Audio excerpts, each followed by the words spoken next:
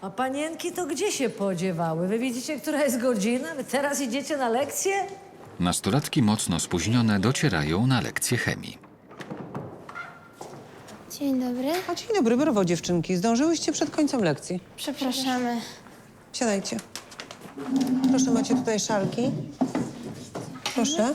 Dziękuję. Papierki lakmusowe, proszę bardzo. Tak jak mówiłam, kwas octowy jest najłagodniejszym z kwasów. Najsilniejszym kwasem jest kwas siarkowy. Tu mamy kwas siarkowy. Używany jest w przemyśle do produkcji nawozów sztucznych, barwników. Używany jest też do produkcji środków czystości, środków piorących, jak również do produkcji leków. Trzeba bardzo uważać, ponieważ on ma bardzo silne właściwości żrące. Co to znaczy? Może skórę wypalić? Nauczycielka do samodzielnych ćwiczeń rozdaje uczniom próbkę kwasu octowego. Słyszałaś? Inny kwas. Ten kwas normalnie spadł nam z nieba. Sprawdźcie sobie. Kiedy Marlena słyszy o tym, że kwas siarkowy może zwęglić skórę, od razu przychodzi jej do głowy pomysł, aby za jego pomocą wypalić tatuaż z pleców koleżanki. Proszę. Ała, polałam się, piecze. Marlena wykorzystuje zamieszanie i kradnie butelkę z kwasem i wkraplacz do jego dawkowania. Nic się nie stało, nic cię nie może piec, bo to jest woda destylowana. Od tego nic się nie dzieje. Weź pościeraj to, proszę. Naprawdę, ale się przestraszyłam. No i mnie przy okazji. Proszę. Wszystko dokładnie, żeby nikt się nie poślizgnął. Macie?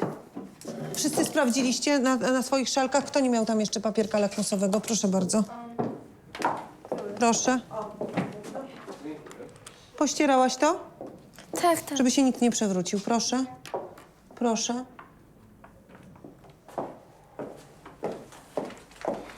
Tam z tyłu nie macie papierków. Proszę bardzo. O, dobrze. Dokończymy na następnej lekcji. Ola i Marlena po lekcji natychmiast biegną do łazienki, aby kwasem wypalić znienawidzony tatuaż. Nastolatki nie wiedzą, że kwas siarkowy, który ukradły, jest bardzo niebezpieczny, a jego użycie może zagrażać ich życiu. Tymczasem nauczycielka, Alicja Stańko, szybko orientuje się, że z jej stolika zniknęła butelka z niebezpieczną substancją. Chłopcy, braliście coś z mojego stolika? Nie, a co się stało? Brakuje mi kwasu siarkowego. Tego mocnego? Jesteście pewni, że niczego nie przykładaliście?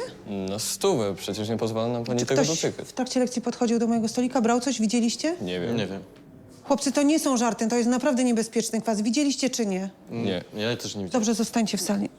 Przypilnujcie i poskładajcie na ten stolik resztę buteleczek, dobrze? Dobrze. Muszę jak najszybciej ustalić, kto zabrał ten kwas. To jest naprawdę niebezpieczna substancja. Wywołuje brzydkie i trudno gojące się rany, a spożycie zaledwie kilku gramów tego kwasu to jest naprawdę dawka śmiertelna. Nieświadome zagrażającego im niebezpieczeństwa nastolatki wchodzą do toalety. Ola, podniecona czekającą ją randką, nie zdaje sobie sprawy, że kwas może ją poważnie poranić. Hańko mówiła, że możesz na nim precyzyjnie dozować substancję. Może powinnaś skombinować też rękawiczki, co? Po co mi? Mam wkraplać. Nawet nie dotknę tego kwasu. Fuj, jaki gęsty i tłusty. Faktycznie, fuj.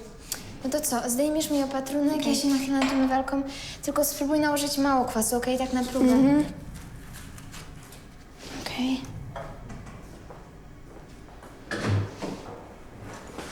Do toalety wchodzi licealistka Marysia Bieniek. Nastolatka zauważa, że gimnazjalistki podejrzanie się zachowują.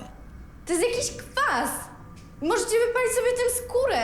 Słuchaj, załatw swoje sprawy i udawaj, że nas tu nie ma, okej? Dziewczyny, ja mówię całkowicie serio. Tym można sobie wypalić skórę, mięśnie albo nawet kości. Skąd to wiesz? Bo się uczyłam na chemii. Odwal się i przestań mnie tu Jesteś straszyć! nienormalna, oddawaj ten zakraplarz. Kraplasz! Oddaj mi... Ała! Podczas szarpaniny kwas oblewa rękę Marleny. Żrąca substancja parzy dziewczynie skórę. Krzyk poranionej dziewczyny słyszy Staszek, który natychmiast biegnie po pomoc. Miałam teraz lekcję z twoją klasą gimnazjalną, 3A. No i niestety zniknął mi kwas siarkowy. Ja podejrzewam, że to ktoś... Pani profesor, Ola i Marlena ukradły kwas. Co? Ola i Marlena ukradły kwas. Marlena się nim polała. Ten ktoś boską, gdzie one są? W toalecie. Ale gdzie, jak to się poparzy? Gdzie się poparzyły? Ula Gładysz została już zoperowana i jej życiu nie zagraża żadne niebezpieczeństwo. Adrian ma nadzieję, że za chwilę będzie mógł z nią porozmawiać. Tymczasem do szpitala przyjechał Wiktor, który myśli, że Ula go kocha. Kurde, nie rozumiesz, że to był wypadek? Sam jesteś wypadek, jesteś niebezpieczny i nie pozwolę, żebyś się do niej zbliżał. Teraz Odwal kłócimy się od niej. Ona mnie kocha. Bo co, bo zapodasz mi kosę? Ona mnie kocha. Masz najlepszy dowód, żeby mnie nie zostawiła. Tak, mam dowód. Zdradziła mi, że masz kontuzję lewej ręki. Bójda. Nie Tak? zrobiłaby tego. A bójdą było też to, że się ze mną całowała? Zastanowiłeś się w ogóle? Tak. Odwal się. Adrian, Oczywiście to nie. Dobrze, dobrze. Adrian, możesz wejść. Widzisz? Wiktor nie wie, że Ula go oszukała. Dziewczyna nigdy nie zamierzała zrywać z Adrianem. Udawała, że zależy jej na Wiktorze tylko po to, aby wzbudzić zazdrość w Adrianie. Dziękuję.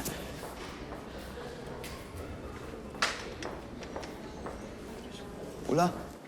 Adrian, Ula, kochana, jak się czujesz? lekarz powiedział, że rana nie jest ciężka i jak poleżę tu kilka Boli dni- cię bardzo? Nie, dali mi już morfinę. Denerwujesz się na to na mnie? Nie, Adrian. Sama to sprowokowałam. Będzie dobrze, będzie dobrze. Wyjdziesz cię. Przepraszam, ale tutaj nie wolno Ja wchodzić. tylko na chwilę, dobra? Momencik tutaj. Dobrze, przyniosę ci fartuch. On myśli, że chcesz mnie zostawić. Weź mu to wytłumacz. Ulka, powiedz prawdę, ja cię obronię. Wiktor, ale ja się chciałam tylko odegrać na Adrianie. No ale jak to? Nie rozumiem. Dziękuję. Po prostu.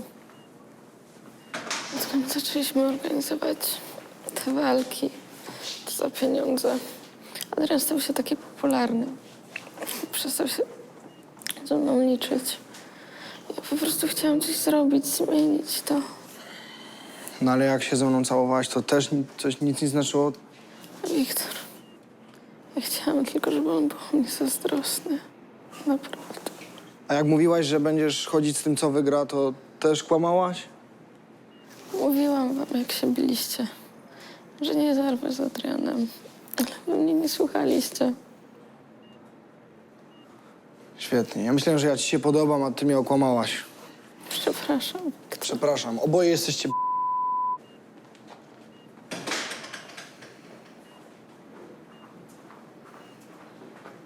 No zajebiście, ja tu się biłem o Ulkę, a ona mnie wystawiła. Ten nóż mógł wylądować w moim brzuchu, a wtedy by nie było tak lejtowo. A ona chciała tylko wzbudzić zazdrość Adriana. Wszyscy są jacyś Wściekły Wiktor zamierza opuścić szpital. Na korytarzu spotyka nauczyciela WF-u i lekarza, który operował dziewczynę. Widziałeś się z Ulką? Widziałem. Jak ona się czuje? Nie wiem, z Adrianem jest. On jest u niej na sali? No tak, oni oboje są siebie warci. On ją pchnął tym nożem, prawda? Wiktor, skup się, chłopie. Za chwilkę będziecie rozmawiać z policją. I oni prędzej czy później dotrą do tego, kto to zrobił.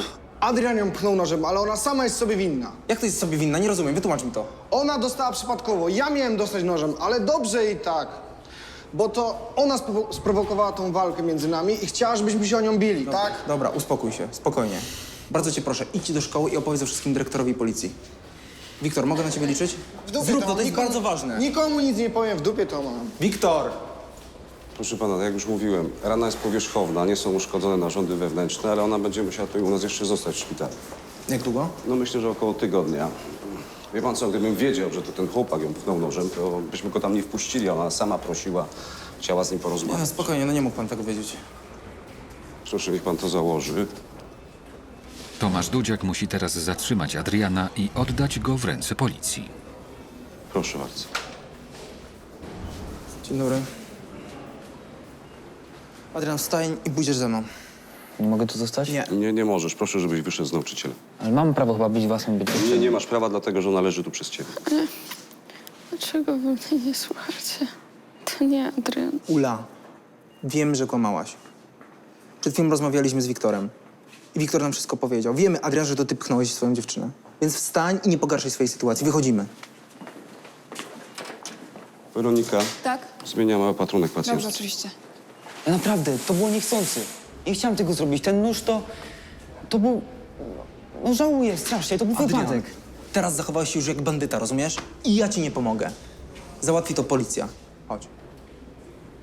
Chodź. Tylko nie na policję, proszę. Trzeba było wcześniej o tym myśleć. Wiem, że Adrian zrobił to z głupoty, ale to go nie usprawiedliwia. Przecież mógł zabić Ulkę albo Wiktora. Musi ponieść konsekwencje, bo inaczej nigdy się niczego nie nauczy.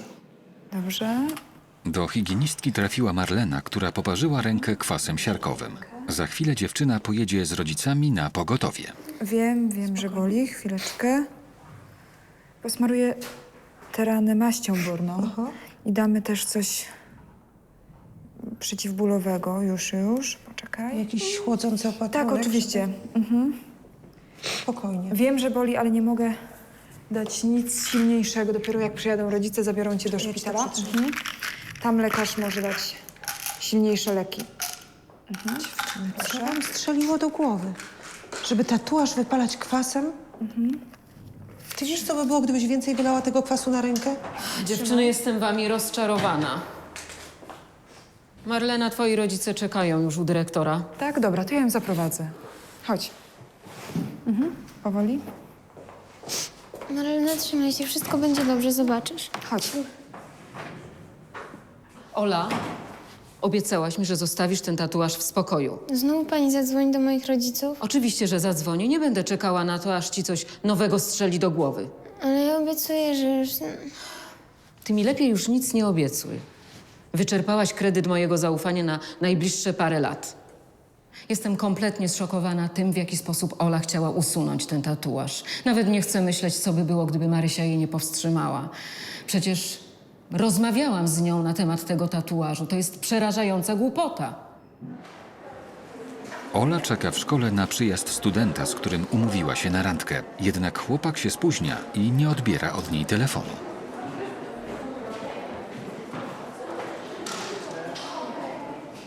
Dzwonisz do Marleny? Co z nią? Lekarz powiedział, że będzie miała bliznę. Kurde, czemu on nie odbiera? A, sorry, ten kurierzyna, bajerancik, A tak? co ci to obchodzi? Co? Napisał, że sorry, ale pogodziłem się z dziewczyną i nie przyjdę? Ale dupek. Coś nie masz szczęścia do tych facetów. Ja sobie chciałam dla niego wypalić dziurę na plecach. On mnie od początku miał gdzieś i traktował jak jakąś głupią małolatę. Dziewczyno, nie traktuj facetów tak poważnie. Nie są tego warci. Hej, jak tam z Marleną? W porządku, nic jej nie będzie. Chodź, Stasiu. Znowu się przyjdzie. Okej. Ja naprawdę jestem głupia. Najpierw dla beznadziejnego chłopaka zrobiłam sobie tatuaż z jego imieniem na plecach, a potem dla kolesia, którego ledwo co znałam i który w ogóle nie traktował mnie poważnie, chciałam się polać kwasem. Następnym razem zastanowię się 2 albo 10 razy, zanim w ogóle cokolwiek zrobię. Po kilku dniach spędzonych w zakładzie poprawczym Adrian Kubacki został wypuszczony na wolność i objęty nadzorem kuratora sądowego. Chłopak źle zniósł pobyt w ośrodku i obiecał sobie, że już nigdy tam nie wróci. Czekasz tutaj na mnie i nigdzie się stąd nie ruszasz. Rozumiesz? Ja porozmawiam z panią dyrektor. Rana w brzuchu Uli okazała się niegroźna i dziewczyna szybko opuściła szpital. O, w poprawczaku byłem, teraz kuratora mam. No, Muszę się teraz pilnować, nie? ale czekaj, to znaczy, że jeśli kogokolwiek skroisz, to tam wracasz? No. Ale to nie jest ważne, mów co u ciebie. Wiesz co, Jak zdrowie, jak rana? rana się dobrze goi, trochę jeszcze boli, jak się ruszam, ale nie jest źle. Aha, a co w szkole? A w szkole już jest gorzej. Wszyscy nas nienawidzą, bo dyrektor zawiesił przez nas wszystkie imprezy, że nie było nas obstawiali. A poza tym ja mam naganę, ciebie pewnie też to czeka. Ogólnie ludzie nas nienawidzą. A tam nie muszą nas lubić, ważne, że mają respekt do nas. Ale powiedz mi lepiej, jak tam było, bo nie wyglądasz najlepiej. A do zniesienia, ale nie chcę o tym rozmawiać. Chodź do środka, bo zmarzniemy, wiesz? Ola i Marlena za karę, że ukradły niebezpieczny kwas z sali chemicznej, dostały naganę i muszą przygotować gazetkę dotyczącą zasad BHP. Rana na ręce Marleny nie była poważna i powoli się goi. Rodzice ukarali Olę zakazem wychodzenia na imprezy, ale też obiecali dziewczynie, że dadzą jej pieniądze na laserowe usunięcie tatuażu. Nie no coś, ty Ola, przecież to był mój pomysł z tym kwasem. No tak, ale zrobiłaś to, bo chciałaś mi pomóc. Widziałaś? Staszek i Maryśka. Ty wiedziałaś, że oni są razem? No pewnie. Na dodatek ona śpiewa w zespole zamiast mnie. Ale wiesz co, tak w sumie to oni bardziej do siebie pasują niż ty ze Staszkiem. Bardzo dobrze, teraz Maryśka się przekona, jaki Staszek jest naprawdę. A ja sobie na razie dam spokój z chłopakami. Ej, chłopaki, patrzcie! 17-letni Konrad dla żartu robi sobie test ciążowy. ale wynik tego testu może oznaczać, że Konrad ma nowotwór jądra. Nauczycielki są pewne, że chłopak ma raka. Jak test może coś takiego wykazać? Głupota jakaś. Spokojnie, pójdziemy do lekarza. Nigdzie nie idę, szepcie się. Co to za bzdury? Zrobiłem sobie test ciążowy i mam raka? Za miesiąc przeprowadzamy się do Warszawy. 16-letnia Julia nie chce się wyprowadzać. Jej chłopak wymyśla ryzykowny plan. No, podstawimy jej kolesia. Kogo? Licealiści postanawiają rozdzielić matkę dziewczyny i jej narzeczonego. Ej, ogarnij się.